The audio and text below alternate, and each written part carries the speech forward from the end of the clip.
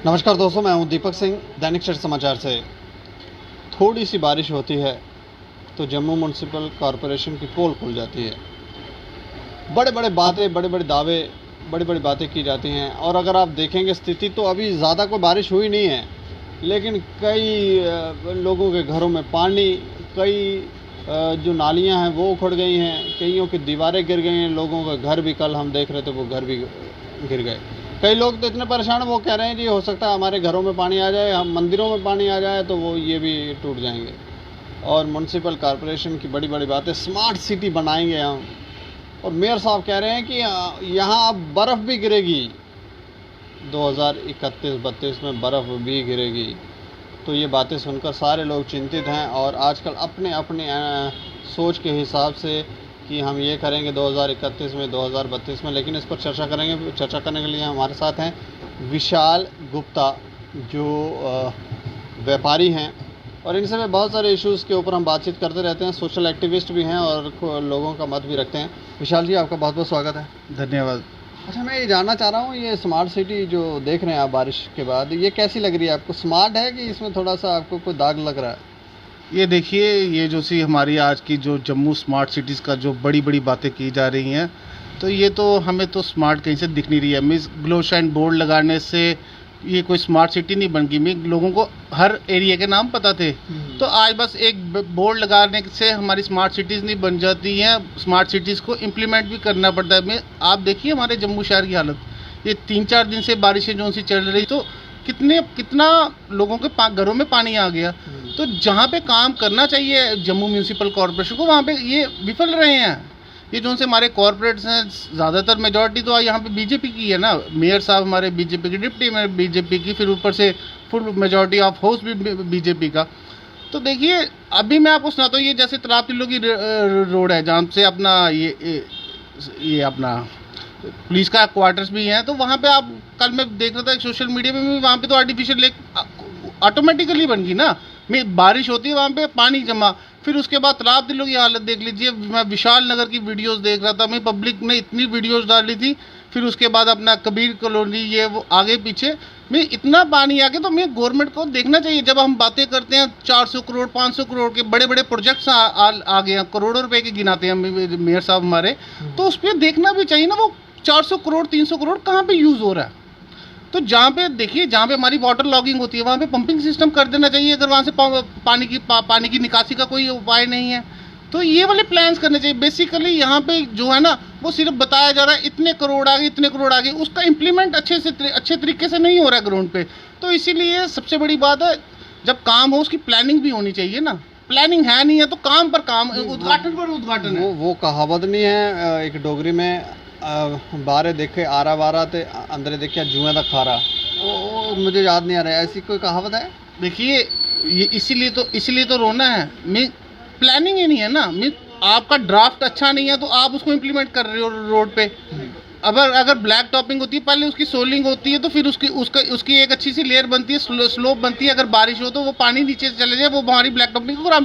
यहाँ पे क्या लुप्पा केची का खेल चल रहा है, ब्लैक टॉपिंग हो जाती है। तो वो आने वाली, अभी आप देख लीजिए, ये जो सी 2-3 महीने में ब्लैक टॉपिंग हुई है। आज आप चली जाइए किसी भी रोड की हालत देख लीजिए, जहाँ पे वो ब्लैक टॉपिंग उखड़ गया। आप ना यूनिवर्सिटी रोड की हालत देख लीजिए ना। एक मुझे बंदा बता रहा था, उसने कहा कि जो कढ़ाई है वो पता नहीं 14 के कितनी वो, और सीमेंट एक टोकरी सीमेंट, कुछ इस तरह से। मुझे इतना रेशो जो है वो 4:1 की रेशो, ये को 12:1 की रेशो से चल रहे हैं लोग यहाँ।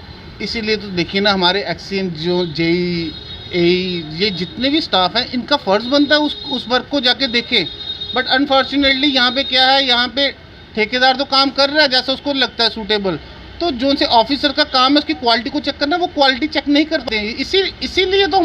इसीलिए तो हम टैक्स पेयर का पैसा मिस यूज़ हो रहा है। नहीं, ऐसा नहीं लगता आपको कि जितने भी ऑफिसर हैं, एक्शन इंजीनियर जो भी हैं म्यूनसिपल कॉरपोरेशन में ऊपर नीचे, अगर इनको नॉलेज नहीं है तो इनके घर चेक करने चाहिए, वहाँ किस तरह के इन्होंने रेशो जो है वो क्या रखी है, सीमेंट की क्या रेशो है, दूसरी रेशो क्या है, क्या इनको नॉलेज है कि नहीं है? क्योंकि घर तो इन्होंने सॉलिड बनाए होंगे, बाहर ये कह रहे हैं जी खंडर बना दो सिस्टम को, क्या करेंगे? देखिए, अपना घर तो हर एक इंसान चाहता है अच्छा बने। इंसान वही अच्छा होता है, लीडर वही अच्छा होता है, एडमिनिस्ट्रेटर वही अच्छा होता है जो दूसरों का भला सोचे। यहाँ पे ऊपर हम लोगों की गलती है बहुत सी। हमने उन लोगों को चुन के भेज देते हैं जो सिर्फ अपना फ़ायदा ढूंढते हैं, जो पब्लिक के हित के बारे में नहीं सोचते। इसीलिए मैं आपके माध्यम से यही भी बोलता हूँ, देखिए ये अब यहाँ पे जम्मू कश्मीर में अब इलेक्शंस आएंगे तो अच्छे लोगों को आना चाहिए बाहर। जब तक अच्छे लोग सियासत में नहीं आएंगे तब तक तो यही होगा ना, यही ऐसे भ्रष्टाचारों पे काम होंगे। जहाँ पे 3:1 की रेशो चाहिए वहाँ पे 10:1 की रेशो लगती है। तो इसीलिए मतलब आपका कहने का है कि इलेक्शन होने चाहिए और फिर अच्छे नेता आने चाहिए। अच्छे नेता आएंगे कहाँ से? अच्छे नेता यहाँ से ही आएंगे ना। देखिए आज 70 साल से जो से लीडरों ने हमें लूटा है, वही लीडर अपनी एक पार्टी बना लेते हैं, अपनी एक दूसरी गैंग खड़ी कर लेते हैं, तो वो उसके बाद बोलते हैं हम सब भाई इकट्ठे हो गए। तो इसलिए एक नया विकल्प आना चाहिए जम्मू कश्मीर में, क्योंकि जब तक एक नया विकल्प नहीं आएगा, पढ़े लिखे लोग नहीं आएंगे, जो लॉ मेकर यहाँ पे देखिए ना, जो लॉ मेकर है वही अनपढ़ है, तो वो IAS ऑफिसर को क्या बताएगा?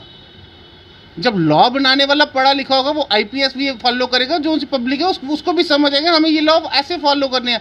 यहाँ पे लॉ मेकर ही अनपढ़ है, तो हम लोग वो लॉ कैसे फॉलो कर पाएंगे ना? लॉज भी एक अच्छे लॉ बनने चाहिए जो जिसमें पब्लिक का भी हित हो।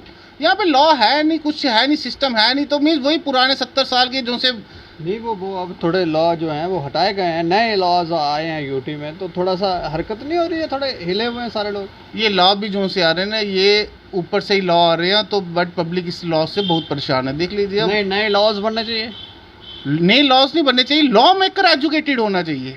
जब तक लॉ मेकर एजुकेटेड नहीं होगा तो वो तो लॉ तो वही आएंगे ना, जिस कानून की किसी को पता ही नहीं होगा वो लॉ कैसे इंप्लीमेंट करना है। इसलिए पढ़े लिखे लोगों का और जो पब्लिक के साथ ज़्यादा अटैचमेंट रहते हैं, जो अपना हित छोड़ के पब्लिक का हित देखें, इन लोगों को आज की डेट में सियासत में आने की बहुत ज़रूरत है।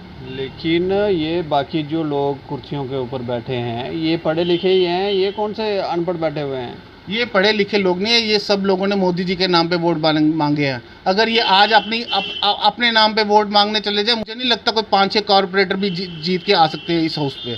तो इसीलिए मोदी जी का नाम भी चल गया। अब जो से इलेक्शंस आएंगे, अब इस इलेक्शंस में पब्लिक को देखना चाहिए। एजुकेटेड लोग जब तक नहीं आएंगे तब तक हम लोगों का यही हाल होता रहेगा, हम लोग पिसते रहेंगे। हमारी आवाज़ उठाने वाला हाउस में नहीं होगा, ना असेंबली में होगा, ना कि GMC का जो सा हाउस लगता है उसमें भी होंगे। इसलिए पढ़े लिखे लोगों की बहुत ज़रूरत है आज की डेट में सियासत करना, क्योंकि हम लोगों को एक चीज़ पता चल गई, ये सियासत लोग कहते हैं कचरा है कचरा। जब तक हम इस कचरे में नहीं जाएंगे फिर ये सियासत कहाँ से अच्छी होगी? प्रधानमंत्री ने हमें लगता है करके दिखाया, लेकिन 10th क्लास के छात्र हमने देखे थे, वो एक दिन वो इन बड़े बड़े ऑफिसरों से सवाल पूछ रहे थे तो उनको जवाब ही नहीं आ रहा था। ये क्या हाल हो गया है? देखिए ये जो सा 10th क्लास का इशू एक बच्चों का चल रहा है, देखिए जो बच्चे अपनी मांग रख रहे हैं तो एडमिनिस्ट्रेशन को भी उस पर गौर करना चाहिए।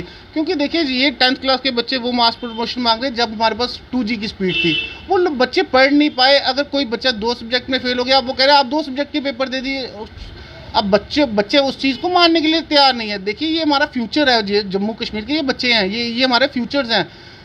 अगर वो कहते हैं कश्मीर में मास प्रमोशन हुई तो जम्मू के बच्चों के साथ क्यों अन्याय किया जा रहा है? दे दीजिए ध्यान मास प्रमोशन। अगर वो 2 पेपर में फेल है, आगे वो अगर मास प्रमोशन मांग रहे, क्या पता आगे यही अनपढ़, अगर आप इनको अनपढ़ लोग समझ रहे हो, जैसे मर्जी समझ रहे हो, यही बच्चे हमारा आने वाला फ्यूचर है। कल वो मैं सुन रहा था, वो बच्चे कह रहे थे हम भी कश्मीर के बच्चों की तरह पत्थर मारेंगे। हमें अपने बच्चों से पत्थर नहीं मरवाने, हमें अपने बच्चों को कलम से सिखाना है। गवर्नमेंट से यही रिक्वेस्ट करते हैं कि 10th क्लास के बच्चों का भी इशू जल्दी से जल्दी सॉल्व किया जाए, क्योंकि ये हमारा भविष्य है, ये बच्चे भविष्य हैं। एक छोटी बच्ची कल की किडनैप हो गई है। अभी मेरे को तो इस चीज़ की अभी कोई नॉलेज नहीं आई है, ना मैंने अभी ये कोई ऐसी न्यूज़ देखी, आपके माध्यम से ही पता चला। अगर कोई बच्ची किडनैप हुई है तो ये एडमिनिस्ट्रेशन का फ़र्ज़ बनता है कि उस बच्ची को रिकवर करना, वो बच्ची कहाँ पे है, कैसे है। क्योंकि हमारी गवर्नमेंट, हमारी जम्मू कश्मीर पुलिस पूरी अच्छा काम कर रही है। हमारे SSP, DSP, SP साहब सब लोग अच्छा काम कर रहे हैं। अगर ऐसी कोई घटना हुई होगी तो हमारी एडमिनिस्ट्रेशन उसको जल्दी से जल्दी बच्चों को रिकवर कर लेगी। चलिए, शुक्रिया हमसे बातचीत करने का। Thank you. तो ये देखें कितना बुरा हाल है, कितना खस्ता हाल है हमारे जम्मू कश्मीर का। और बड़ी बड़ी बातें पेपरों पे ना जाने क्या लिख रहे हैं लोग, लेकिन अब थोड़े से लोग जागरूक होते जा रहे हैं और अब समझने की, संभलने की ज़रूरत है। किए हुए कर्मों का फल तो भोगना ही पड़ेगा। हम इतना ही शब्द कहेंगे, ज़्यादा शब्दों में कहकर तो ये लोग परेशान होते हैं। ये बहुत छोटी सी बात है, इसको ध्यान में रखें। और ध्यान में रखने के बाद देखें कि इसका इम्पैक्ट क्या होता है, क्योंकि इम्पैक्ट तो होगा ही होगा। बाकी आप देखते रहें दैनिक सवेरा समाचार। मुझे और मेरे सहयोगी अरुण डोगरा को दें इजाज़त। नमस्कार।